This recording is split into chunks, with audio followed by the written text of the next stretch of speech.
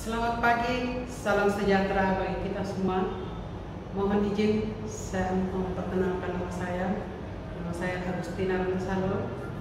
Jabatan saya saat ini Widya Iswara, ahli utama pada BPSDM Provinsi Sulawesi Selatan. Pada kesempatan ini saya akan menyampaikan strategi pembelajaran manajemen risiko. Manajemen risiko ini akan saya sampaikan nanti pada diklat kepemimpinan administrator. Bapak Ibu yang terhormat, kalau kita lihat di dalam agenda pembelajaran PKA, maka manajemen risiko ini berada pada agenda yang ketiga. Manajemen risiko ini saya akan membawakannya selama kurang lebih 405 menit. Namun Bapak Ibu, sebelum saya menyampaikan materi ini, saya akan terlebih dahulu menyampaikan deskripsi singkat. Deskripsi singkat pada materi ini adalah mata pelajaran ini membekali peserta dengan kemampuan mengelola dan mengimplementasikan strategi dan kebijakan berdasarkan platform dan manajemen risiko terpadu pada organisasi serta membangun budaya kerja implementasi manajemen risiko. Materi manajemen risiko yang disajikan secara interaktif melalui metode ceramah interaktif, diskusi, studi kasus, stimulasi, menonton film pendek, dan demonstrasi. Hal ini metodenya disesuaikan dengan kebutuhan. Adapun keberhasilan dari peserta dinilai dari kemampuannya mengelola dan mengimplementasikan strategi kebijakan organisasi berdasarkan platform manajemen risiko terpadu pada organisasi serta membangun budaya dan implementasi manajemen risiko. Saya akan menyampaikan juga hasil belajar apabila peserta mengikuti pelatihan ini. Setelah mengikuti pembelajaran ini, peserta akan memahami sistem pengendalian internal pemerintah atau SPIP, tata kelola pemerintahan yang baik, 3 lines of defense, budaya organisasi, manajemen risiko, dan manajemen konflik, mampu mengimplementasikan strategi dan kebijakan organisasi berdasarkan platform manajemen risiko terpadu pada unit organisasi yang dipimpin oleh peserta, dan memahami peran dan tanggung jawab dalam membangun budaya manajemen risiko dan implementasi manajemen risiko, serta mampu mengendalikan konflik yang mungkin timbul dalam pelaksanaan aktivitas organisasi peserta sebagai bagian yang tidak terpisahkan dari manajemen risiko.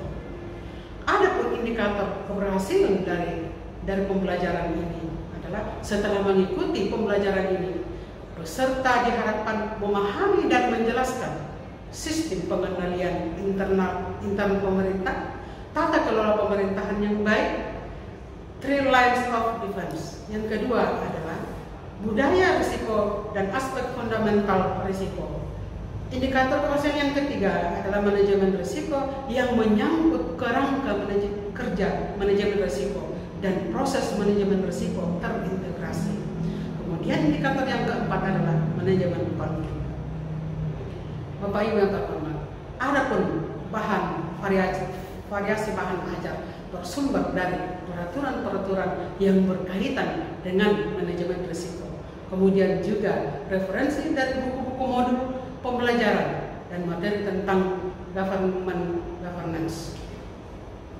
Adapun metode pembelajaran yang akan disampaikan pada pembelajaran ini adalah ceramah, diskusi kelompok, window shopping, studi kasus, menonton film pendek, curah pendapat para peserta pada seluruh sesi materi, dan pemaparan hasil diskusi peserta.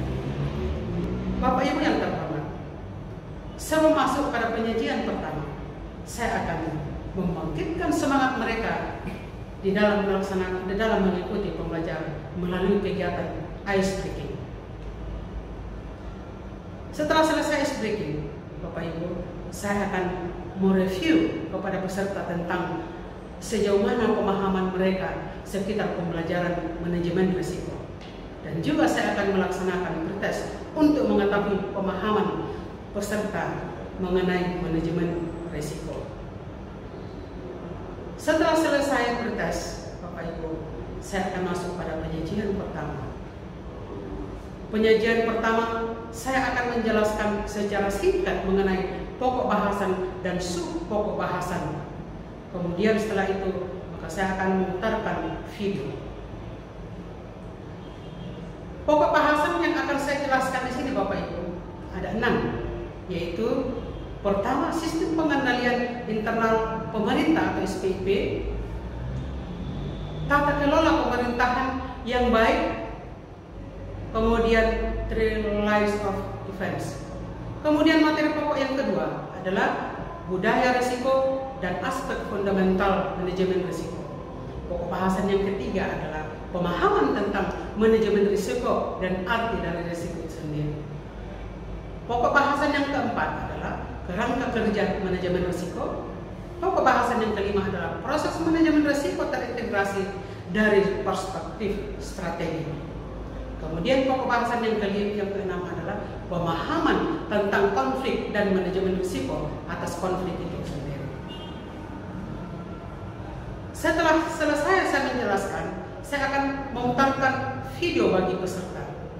Video ini saya maksudkan adalah supaya menjadi stimulus bagi mereka nanti di dalam melaksanakan diskusi. Bapak Ibu yang terhormat, karena materinya ini cukup banyak, ada 6 pokok bahasan, dan tidak akan mungkin kalau dibahas semua, maka saya menggunakan metode diskusi. Saya akan bagi kelompok menjadi 6 atau sesuai dengan jumlah peserta. Tapi pada kesempatan ini asumsinya bahwa peserta ada 40 orang, saya akan bagi 6. Tiap kelompok akan saya memberikan setiap pokok bahasan. Mereka akan membahas nanti setiap pokok bahasan. Kelompok 1 pokok bahasan pertama, yang kedua kelompok 2, yang ketiga kelompok 3, pokok bahasan yang keempat adalah kelompok 4, pokok bahasan yang kelima adalah kelompok 5, dan pokok bahasan yang keenam didiskusikan oleh kelompok 6. Apa yang mereka lakukan di diskusi? Peserta akan melaksanakan diskusi, membaca dan membuat rangkuman, mendiskusikan dan mengaitkan dengan pengalaman-pengalaman peserta di tempat tugas. Dan setelah melaksanakan diskusi, mereka juga akan menuangkannya di dalam picture, atau juga bisa menggunakan laptop, PowerPoint, atau bisa juga menggunakan Metaplan, atau disesuaikan dengan kebutuhan. Bapak Ibu yang terhormat, setelah mereka melaksanakan diskusi, maka penyajian yang ketiga saya akan membimbing mereka untuk melaksanakan presentasi. Dari semua kelompok ini mereka akan melaksanakan diskusi menggunakan metode window shopping. Window shopping itu, Bapak Ibu, adalah di mana kelompok berpindah dari satu kelompok ke kelompok yang lain untuk menerima hasil diskusi mereka pada kelompok tersebut sampai selesai 6 kelompok ini. Setelah selesai, mereka melaksanakannya selama 45 menit setiap presentasi, sehingga waktu yang digunakan di situ kurang lebih 270 menit. Nah, setelah selesai mereka semua presentasi, maka mereka akan kembali ke tempat duduk dan saya akan merangkum. Saya berserta dengan peserta akan merangkum bersama-sama, membicarakan secara bersama-sama tentang permasalahan-permasalahan yang ditemukan tadi dalam diskusi. Setelah selesai, Bapak Ibu, saya akan bersama-sama dengan peserta akan merangkum hasil belajar, apa yang mereka peroleh dari mata pembelajaran ini, dan rencana apa yang akan dilaksanakan nanti di tempat tugasnya. Setelah selesai, Bapak Ibu, saya akan melaksanakan post-test. Post-test ini saya peruntukkan supaya bisa saya mengetahui sejauh mana pemahaman mereka tentang materi yang diperolehnya tadi.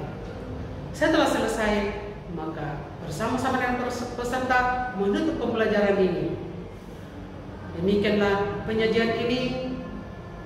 Mohon maaf apabila ada yang kurang. Terima kasih, selamat pagi.